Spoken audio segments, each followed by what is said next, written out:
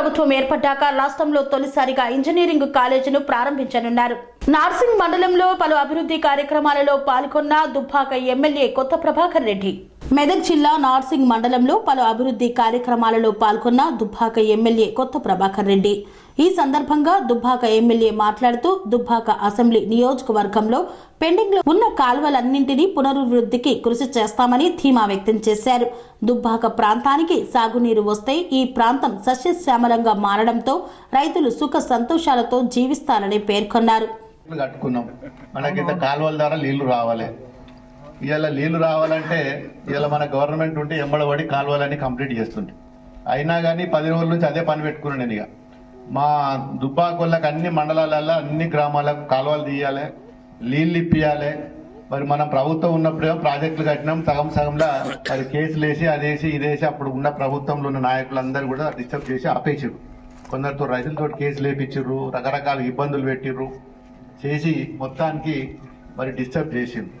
అయినా కానీ పిలుస్తున్నా, నేను మాట్లాడుతున్నా, పుణ్యం ఉంటుంది రేపై మాకు కరువు వస్తుంది, ఇప్పుడు వర్షాలు లేవు, పోయిన లెక్క చెల్లెళ్ళు గుంజుకపోయినాయి, ఇక్కడ కాలువలు తీయాలి, మీరు సహకరించాలంటే నిన్న మొన్న దౌలతాబాద్లో మిడిదొడ్డి, రాయపోలు, దుబ్బాకల చాలా మట్టుకు క్లియర్ చేయించిన పనులు నడుస్తున్నాయి. కూడా అన్ని పాత శాంక్షన్లే ఉన్నాయి. కాంట్రాక్టర్లను పిలిపించిన, అధికారులను పిలిపించిన, మాట్లాడినా అవన్నీ కూడా చేస్తున్నాం. మళ్ళీ మన దగ్గర కూడా నార్సింగ్ కూడా మరి ఈ మండలానికి ఇంకా కంప్లీట్ కాలేదు.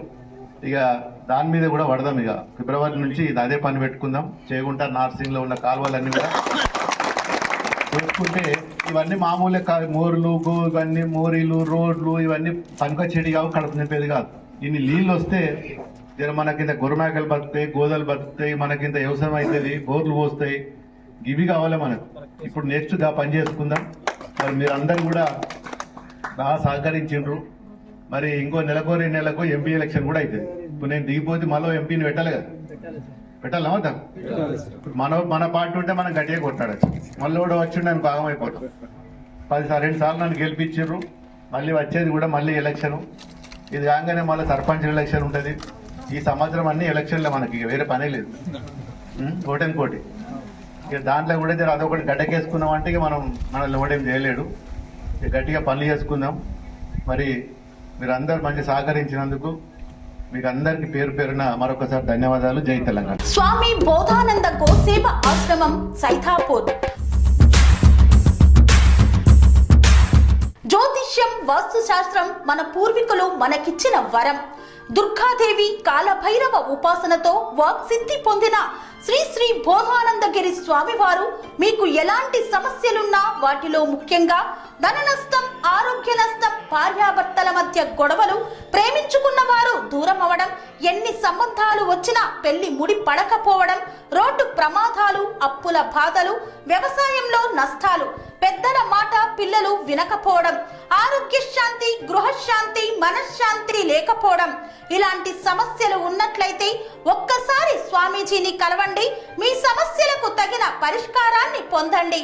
అంతేకాక అన్ని రకాల వ్యాధులకు గోపంచకవ్య మరియు మూలికా వైద్యం చేయబడును. నమ్మకంతో రండి, ఆయురారోగ్యాలతో వర్ధిల్లండి. మా అడ్రస్ స్వామి బోధానంద గోసేవ ఆశ్రమం, సైతాపూర్, వీరభద్రస్వామి గుడి దగ్గర, యాదగిరిగుట్ట. సంప్రదించవలసిన నెంబర్ 9849213754 మరియు 9618034138.